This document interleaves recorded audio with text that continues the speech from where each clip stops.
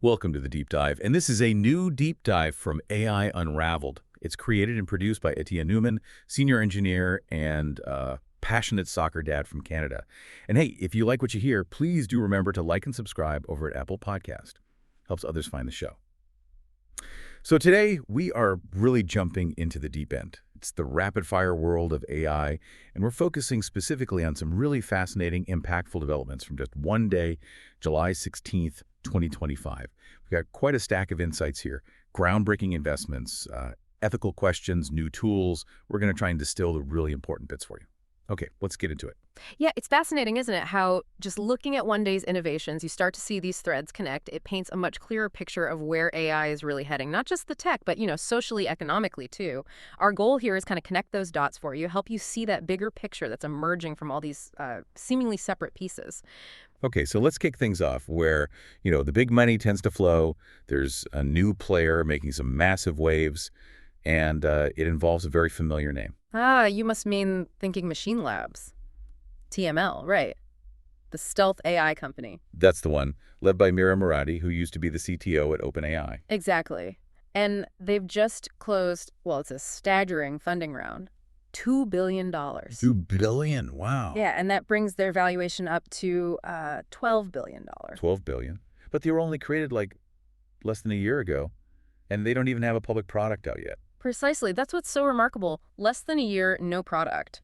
But Yeah. crucially, it's staffed with top-tier engineers, many poached directly from DeepMind and OpenAI. And the whispers in the industry suggest they're working on some kind of novel reasoning engine, something fundamentally new. A new reasoning engine. Interesting. And Murati herself actually revealed their first product will have a major open source component. They're building what's called multimodal AI. Multimodal, meaning it can handle different types of input like text and images. Exactly. Text, images, maybe even sound. AI that collaborates through, natural conversation, but also through sight. And the information reported recently, their plan seems to be developing custom AI models specifically designed to help businesses boost their profits significantly.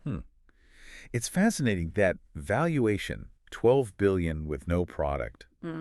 What does that really tell us about maybe the market's risk appetite right now, especially for a team like that? Well, it's a huge signal, isn't it? Investors are clearly betting big, not just on an idea, but on the pedigree of the team, on Murati, on those ex-DeepMind and OpenAI engineers, and on the promise of something truly different, like that reasoning engine. It also it throws gasoline on the fire of the talent war. It becomes almost a zero-sum game where established players like OpenAI are losing some of their absolute key people. Yeah. And speaking of talent, that war, it really seems to be heating up, maybe in some unexpected way. Oh, absolutely. Just recently, Meta poached 2 more top researchers from OpenAI. 2 more. Who was this guy? Jason Wei, who apparently worked on their advanced language models, the O3 series, and reinforcement learning, and also Hung-Won Tung, who was focused on foundational models, specifically reasoning and agents for the O1 model. Right. And this isn't the first time Meta's done this, is it? Not at all. It follows a really clear pattern. Meta seems to be strategically recruiting entire groups of AI talent, people who already have established working relationships, often poaching them directly from their main rivals. It's clearly a strategic move to quickly build up their own internal capabilities, bringing in that ready-made teamwork. That rapid movement of talent, it just goes to show how absolutely critical it is to stay, right at the forefront of AI knowledge. Things change so fast. And look, if you're listening and thinking about how to boost your own career or maybe get your skills certified in this really dynamic field, we wanted to remind you about Etienne Newman's fantastic resources. He's got AI certification preparation ebooks and audiobooks covering things like the Azure AI Engineer Associate, the Google Cloud Generative AI Leader Certification, the AWS Certified AI Practitioner Study Guide, Azure AI Fundamentals, and the Google Machine Learning Certification, too. They're all available over at djmktech.com, and of course, we'll put the links in the show notes for you. Definitely worth checking out. Okay, so we've seen where the money and the key talent are moving, shaping the future of the big players. But what are they actually building? Let's dive into some of the cutting-edge applications popping up, things impacting, well, everything from Hollywood to The Office. Right. Well, in the creative space, Runway just announced Act 2. It's their next-generation AI-powered motion capture system. Motion capture, like for movies and games. Exactly. But this promises Enhanced realism and much more control for creators. The interesting thing is it can apparently capture really subtle facial expressions, upper body movements, hands, even the background, all from just a single video of someone performing the actions. Just one video. How does that work? It only needs one reference photo of the character you want to animate. Then it takes that driving performance video and maps the motion onto the character, supposedly maintaining the original background and art style. Runway's claiming pretty significant performance gains over their first version, Act 1, especially in terms of consistency and fidelity, making it look more real. And they've already inked partnerships with some big Hollywood players like Lionsgate and AMC Networks, so they're really pushing to get this AI integrated into filmmaking workflows. That sounds potentially revolutionary for filmmakers, but I wonder, what are the sort of the immediate hurdles or maybe concerns about, displacing traditional motion capture artists? That's always the question, isn't it? A valid concern. I think the immediate barrier is often just integration. Getting these new tools to fit smoothly into existing, often very complex production pipelines. As for job displacement, it's probably more likely to be a shift in roles, at least initially. Artists might become more like AI wranglers or directors, focusing on the creative guidance rather than the really tedious parts of capture. It could democratize access to these techniques, make them cheaper, but it definitely demands new skills from the workforce. That's a crucial point, the skill shift. And we're seeing AI move into other traditionally human-centric areas too, like standard office productivity software. That's right. There are reports that OpenAI is developing its own AI-first productivity suite, basically aiming to compete directly with Microsoft Office and Google Workspace. OpenAI competing with Microsoft Office. But Microsoft is their biggest investor. Exactly. That's what makes it so interesting. The idea is to turn ChatGPT into a full-blown work platform with tools for document editing, data analysis, the works. It creates this really complex dilemma for Microsoft, doesn't it? They fund OpenAI, provide all the crucial Azure cloud infrastructure it runs on, but now they could be facing direct competition in their core market, enterprise software. Wow. Talk about complicated relationships. And there's more. OpenAI is also reportedly exploring building its own web browser. They've apparently hired some key architects who previously worked on Google's Chrome team. A browser, too. So they're trying to reduce their dependence on rivals like Google. It certainly looks that way. It's a strategic effort to control more of their own stack, reduce reliance on potential competitors, even if they're also partners in some ways. It's a fascinating strategic tightrope walk. Absolutely. A real example of how fast alliances in the competitive landscape can just completely shift in this AI space. Nobody wants to be too reliant on anyone else, it seems. That's the game right now. Okay, so beyond the office, AI is also rivving up the transportation sector, right? Yes, big news there too.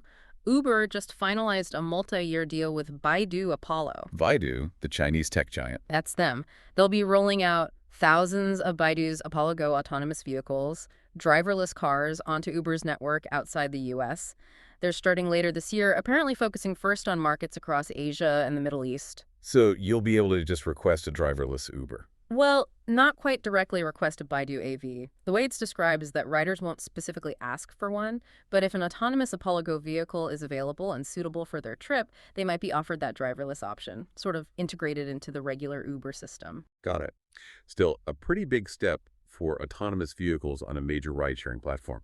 It really is incredible seeing the pace of innovation across just so many different sectors.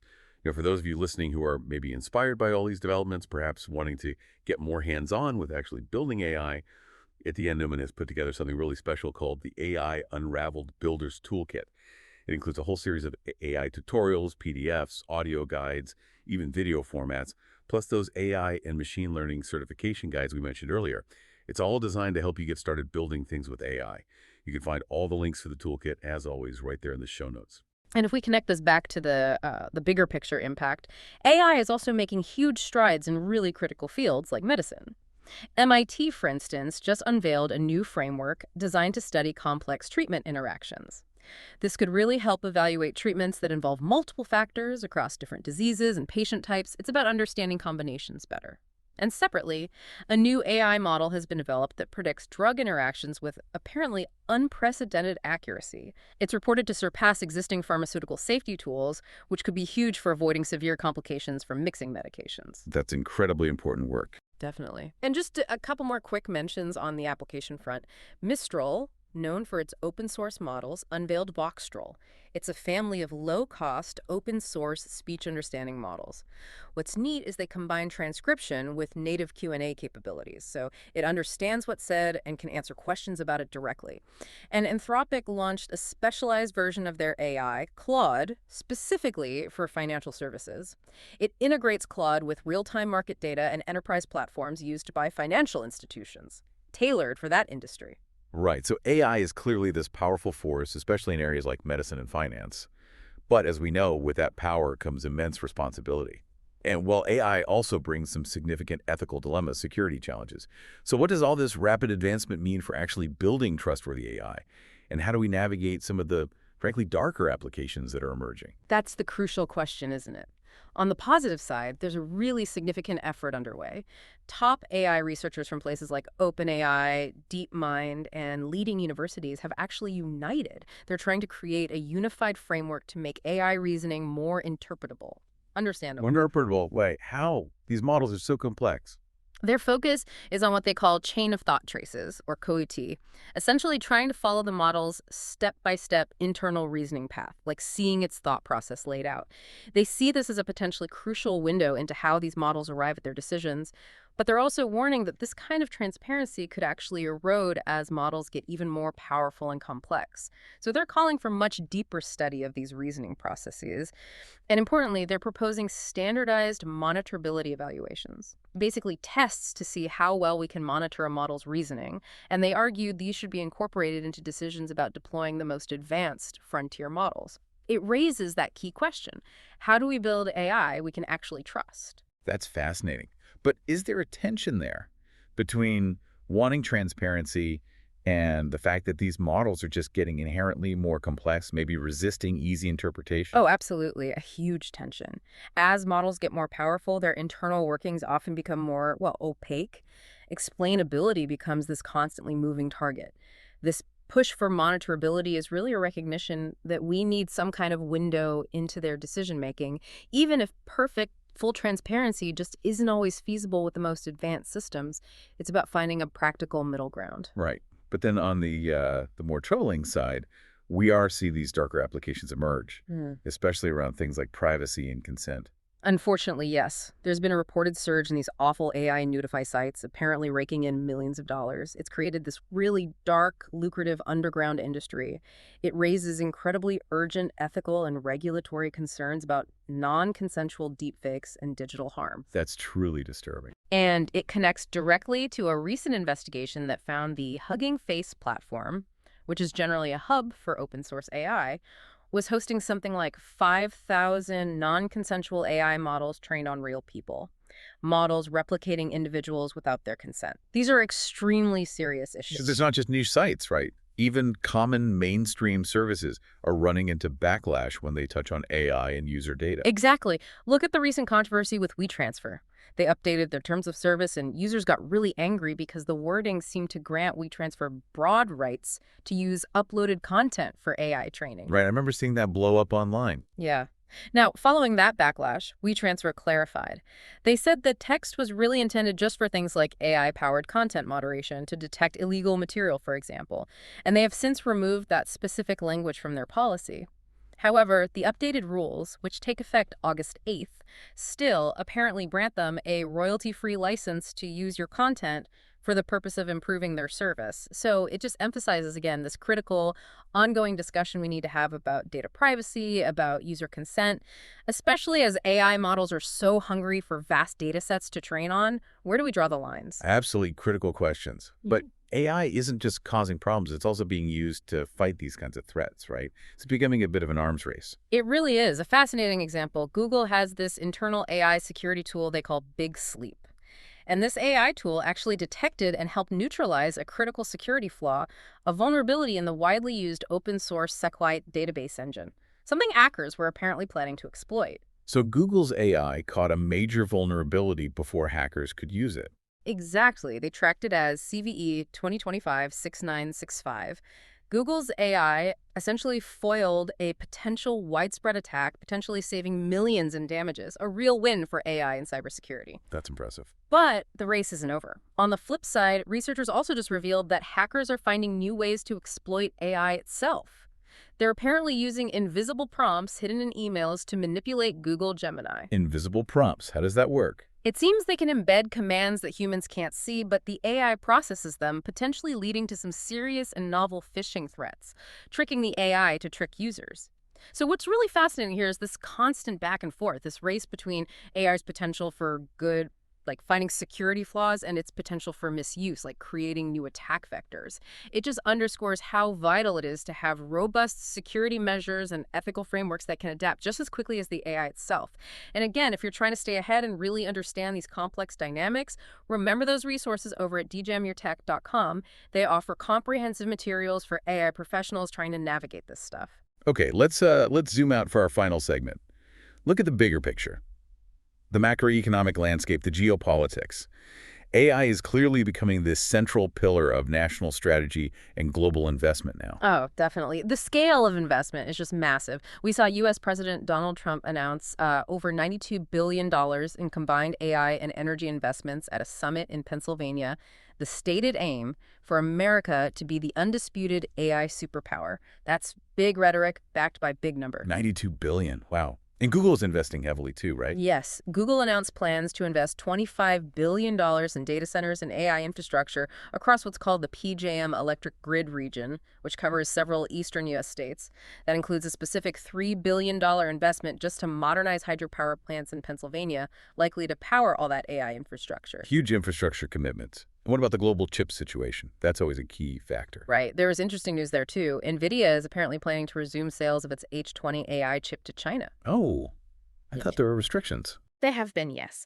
But this comes after CEO Jensen Huang reportedly received some assurances from U.S. leadership. And AMD is apparently also resuming some sales into the region. It really highlights that delicate balancing act, doesn't it? Global competition, the drive for technological leadership, but also the complex interplay between national security concerns and, well, global economic interests. It's a tightrope. It certainly is. And, this level of investment, this global maneuvering, it really just underscores how important it is to actually have a voice in this whole AI conversation. Which brings me to something for our listeners who might be AI innovators or tech leaders themselves. If you're looking to maybe elevate your authority, reach a really engaged audience, people like AI professionals, researchers, decision makers who listen to this show, you might consider becoming a sponsored guest right here on AI Unraveled. Yeah. You could share your cutting-edge insights, talk about your latest project, your vision for the future of AI, all in a dedicated interview segment. If that sounds interesting, you can learn more about what we call our Thought Leadership Partnership and the benefits for your brand. Just visit djamgatech.com/aitech.com. Or you can apply directly right now. There's a form link. doxies.google.com, forms DD1FAIPQL, QL2C, GTZT, EGQAL, CG, TTITE, 3W3W, viewform.usp header. And yes, you guessed it, all those links are in the show notes too. Wow. Okay, that was quite a journey through just one single day of AI innovation. Feels like we covered a month's worth. Everything from those billion-dollar startups and the intense talent wars, AI transforming Hollywood, medical breakthroughs, all the way to those really critical ethical and security questions that just keep popping up. It's a lot, isn't it? And if we try to connect it all back to that bigger picture one last time, the sheer speed at which AI is evolving, it really demands more than just our attention. It demands our active engagement. And maybe it raises a fundamental question for all of us. As AI becomes more and more integrated into literally every facet of our lives, our societal structures, our ethical guidelines, our laws, our regulatory bodies, are they actually evolving quickly enough to keep pace with the technology itself? Or are we falling behind? That is a powerful thought to leave everyone with as they go about their day, thinking about the future of AI and our place in it. We really hope this deep dive has given you a clearer, maybe more informed perspective on what's happening out there in the world of artificial intelligence. It's certainly given me a lot to think about. A huge thanks for joining us on the deep dive. Now, before you go, please remember to check out Etienne Newman's AI certification preparation ebooks and audiobooks, and also that AI Unraveled Builders Toolkit over at djamgatech.com. Great resources to help you certify an AI or boost your career. And for you AI innovators and tech leaders listening, do consider becoming a sponsored guest on AI Unraveled. Again, all the links you need are right there in the show notes. We'll be back soon with another deep dive into your sources, helping you stay well-informed, one fascinating fact at a time. This has been a deep dive from AI Unraveled.